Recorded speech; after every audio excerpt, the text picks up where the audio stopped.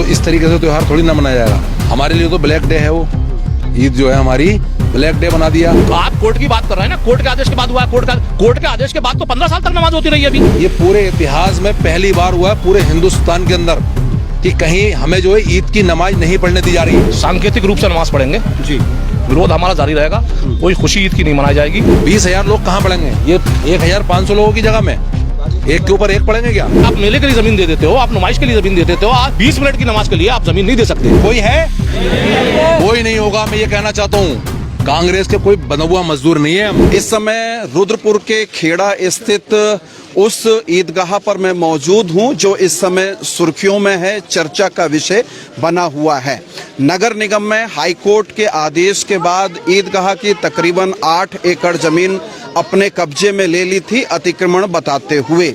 अब ईदगाह की जमीन बहुत कम बची है और ईद की जो नमाज अदा की जाती है उस नमाज के लिए ये जगह पर्याप्त नहीं है और इस बात को लेकर अंतर्विरोध या असमंजस की स्थिति बनी हुई है। प्रशासन आज यहाँ पहुँचा था और खेड़ा और रेशमबाड़ी को जोड़ने वाला जो मार्ग है उस पर ताला लगा दिया गया है। क्यों ये ताला लगाया गया? ये ताला सिर्फ इसलिए लगाया गया है कि यहाँ से नमाजी ना आए, क्योंकि यहाँ पे बराबर में रेशमबाड़ी है। रेशमबाड़ी से लोग यहाँ पे गेट से शॉर्ट रास्ते से आ जाते हैं। अब उनको बहुत साईं मंदिर के पास से यहाँ आना पड़ेगा। अच्छा। तो उनसे निवेदन भी करा था कि जो यहाँ के जो लोकल के जो पार्षद हैं उनको एक चाबी निगम ने पहले दे दी, मुहैया कराई थी, वो चाबी उनसे ले ली गई। ये जो ईदगाह की वो जगह जहाँ पर जो प्रशासन के अंडर में है, दोनों तरफ से आवाजाही के लिए खुला था, वो लॉक इसलिए लगा दिया गया कि अंदर कोई ना जा सके, कोई ना जा सके अंदर। हाँ। और नमाज ना पढ़ सके। इनकी मेन सोच जो है कि कोई नमाज ना पढ़ सके। अच्छा, अब कुछ टेक्निकल विषयों पे बात कर लेते हैं। जैसे प्रशासन ने साफ मना कर दिया है कि नहीं भाई यहाँ नमाज नहीं पढ़नी है, चाहे आप किस्तों में पढ़ लें या घर पे पढ़ें, एक फैमिली से एक व्यक्ति आकर नमाज पढ़े, ऐसा कहा जा रहा है। प्रशासन के साथ आपकी असहमति क्यों बनी? प्रशासन से हमने निवेदन करा, हमारे इमाम साहब मौलाना जाहिद राजा साहब भी गए, हम लोग भी कई बार चले गए, लगातार हम लोग जो है जा रहे हैं, लेकिन हमारी कोई सुनने के लिए राजी नहीं है। अब वैकल्पिक व्यवस्थाएं क्या आप लोग विचार कर रहे हैं, या ईदगाह जो समिति है वो किस तरीके से 21 तारीख का त्योहार है, त्योहार तो मनाया ही जाएगा ना? देखो, त्योहार मनाया जाएगा तो इस तरीके से त्योहार थोड़ी ना मनाया जाएगा। हमारे लिए तो ब्लैक डे है वो, ईद जो है हमारी ब्लैक डे बना दिया।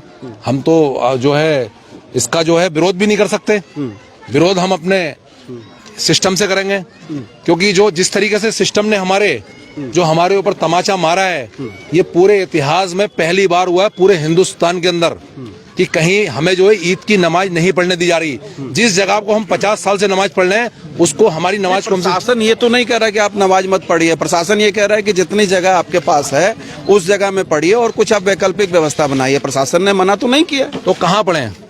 20,000 लोग कहाँ पढ़ेंगे? ये 1,500 लोगों की जगह में एक के ऊपर एक पढ़ेंगे क्या? जो हाईकोर्ट का आदेश है उस आदेश के तहत ये जगह ली गई है, लेकिन नगर निगम के पास ये जगह है। नगर निगम अपनी संपत्ति का उपयोग करने के लिए या प्रबंधन करने के लिए स्वतंत्र है। मैं बार बार यही तो कहता रहा हूँ आपकी जो बात है, तो आपकी बात क्यों नहीं समझ में आ रही? मैं अगर कोई समझना नहीं चाहता ना कि एक मीडिया में प्रोपगेंडा चल रहा है कि साहब ये 2.5 एकड़ में जमीन नमाज पढ़िए। 2.5 एकड़ नहीं है, आप जमीन किसान परिवार से हैं, आपको ये लगता है कि ये 2.5 एकड़ जमीन है? 1-1.5 एकड़ के आसपास, 1-1.5 एकड़, वो भी रास्ता है उसमें भी। चलिए, 2.5 एकड़ में बिल्डिंग्स बनी है, इदारे बने हैं जिसमें बच्चे पढ़ते हैं, वो उसमें नमाज नहीं हो रही है। ये स्थिति है। दूसरी बात, आपने कहा हाई कोर्ट का मसला। हाई कोर्ट ने आपको बिल्कुल भी प्रतिबंधित नहीं किया है कि जमीन का प्रबंधन आप नहीं कर सकते। हाई कोर्ट ने ये नहीं कहा, हाई कोर्ट ने ये नहीं कहा कि आप इस जमीन को हमें नहीं दे सकते, किसी को नहीं दे सकते। आप जब उसको उपयोग में ला सकते हो तो हमारे भी उपयोग में ला सकते हो, तो हमारी आवश्यकताएं बड़ी हैं भाई। यहाँ जो तो हम नई परंपरा नहीं डालना चाहते कहीं और जो नमाज पढ़ के, आप फिर जब हम कहीं और नमाज पढ़ेंगे तो परंपरा बनाएंगे।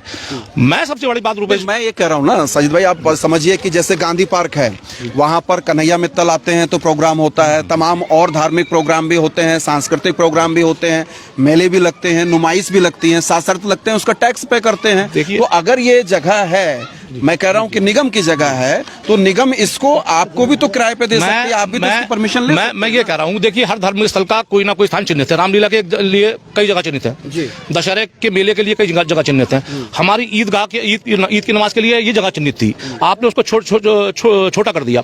आपकी जो बात है, ये बात हम आपसे पहले प्रशासन से कह चुके हैं कि हमें अस्थायी तौर पर दे दो, इससे ना तो स्वामित्व प्रभावित होगा, ना ही कोई कानूनी पक्ष बाधित होता है। इससे हम स्वामित्व का दावा बाधित नहीं कर रहे हैं इससे कि भाई वो तो अस्थायी रूप से दे दो, आप इससे तहबादारी ले लो हमारी, जो और लोगों से मैंने बार बार कहा कि आप मेले के लिए जमीन दे देते हो, आप नुमाइश के लिए जमीन दे देते हो, और उन मेलों में अनैतिक कार्य भी होते हैं, आप देखते हैं, उनके लिए तो जमीन मिल सकती है, लेकिन 20 मिनट की नमाज के लिए आप जमीन नहीं दे सकते। हमें अधिकार है कि हम अपने धार्मिक कार्यों को आजादी से मनाएं, करें, और प्रशासन के पास ये जिम्मेदारी है कि हमारे उस अधिकार को कोई छीने ना, उसकी रक्षा करे। तो प्रशासन हमारा क्यों नहीं पा रहे हैं? प्रशासन खुद ही, आप मेयर साहब को नहीं समझा पा रहे हैं, बात समझ में आ रही, क्योंकि वो भारतीय जनता पार्टी के हो सकते हैं, उनका एजेंडा हो सकता है। शिव अरोड़ा जी विधायक जी नहीं समझ पा रहे, उनका भी अपना एक एजेंडा हो सकता है। बहुत स्पष्ट बात है, 2027 नजदीक है, वरना ये छीनने की आवश्यकता नहीं पड़ती।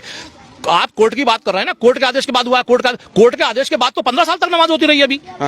कोर्ट का आदेश तो 15 साल, कोई दिक्कत नहीं हुई, तभी कोई दिक्कत नहीं हुई। प्रशासन के साथ आपकी सहमति नहीं बन पा रही है कि निगम इसको ना तो किराए पे देने को तैयार है, ना जबकि सहानुभूति पूर्वक भी देने को तैयार नहीं, मानवता की, इंसानियत के नाते भी नहीं देना चाह रहा। अब आप किस विकल्प पे विचार कर रहे हैं? क्या होगा इसका आगे स्थिति? हमारे आलिम, हमारे सरदार हैं, जो उनका आदेश हमारे लिए होगा कानूनन शरीयत के हिसाब से, वो हम लोग उसको मानने के बाद मजबूर हैं।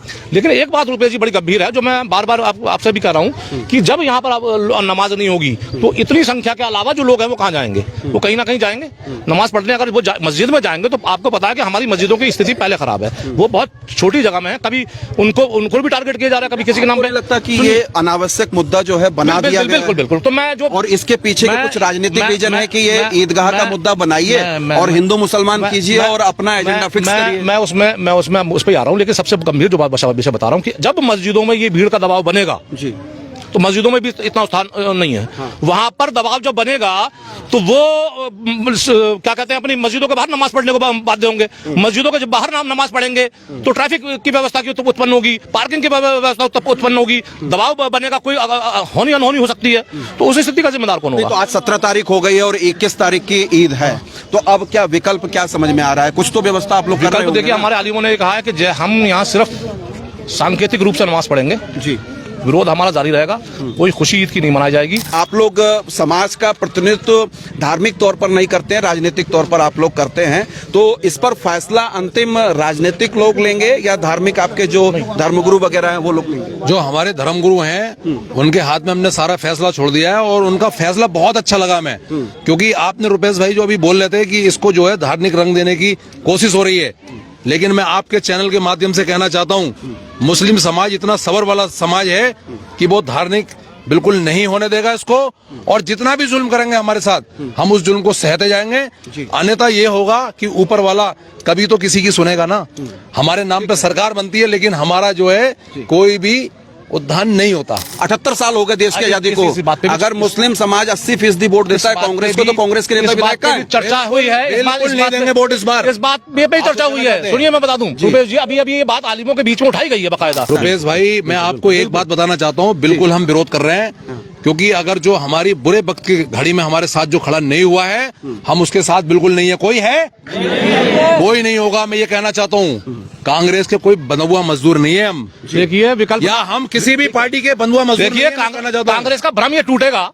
हमने 30-35 साल कांग्रेस को दे दिए, लोगों ने सजीवन जीवन समर्पित कर दिए कि ये भ्रम टूटेगा कि हम बंधुआ मजदूर हैं। जी, मेरा नाम सरफराज है। हाँ बोलिए। और मैं खेड़े का ही रहने वाला हूँ। मैंने इस खेड़े को बनते हुए भी देखा है, और मेरी उम्र बहुत कम है विकास शर्मा जी से। बस मैं विकास शर्मा जी से यही कहना चाहता हूँ, जब आप इलेक्शन लड़ रहे थे तो आपने ये नहीं बोला था कि मुझे वोट चाहिए खाली हिंदुओं से चाहिए या किसी और समाज से चाहिए। आपने वोट हर उस समाज से मांगा जिससे आपकी उम्मीद थी जीतने की, और आप जीतने के बाद आपका एक ही कार्य बनता है कि हर समाज को एक लाइन में लेके चलिए, एक ही लाइन में लेके चलिए, ना कि आपको किसी समाज से भेदभाव करना चाहिए। मेरा बस आपसे इतना ही है कि आपको हर समाज से एक जैसा ही व्यवहार करना चाहिए। मुस्लिम समाज के जो नेता हैं, प्रतिनिधित्व कर रहे हैं, उन्होंने अपने समाज का आग्रह करते हुए कहा है कि संयम बरतना है, धैर्य रखना है, किसी भी तरीके की अराजकता, हिंसा या नफरत, घृणा वो नहीं पालनी है, और ईद में अगर सामूहिक नमाज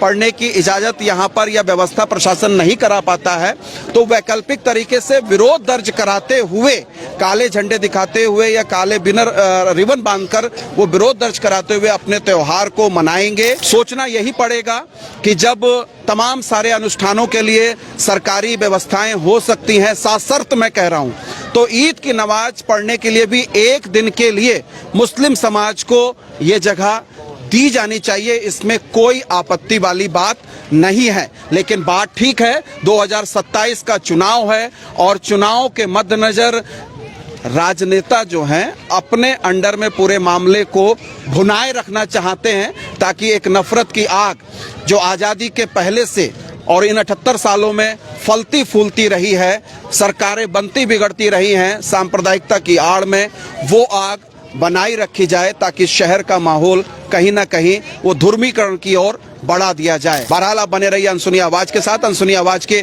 फेसबुक पेज को फॉलो कीजिए, आप हमको यूट्यूब पर भी जरूर सब्सक्राइब कीजिए।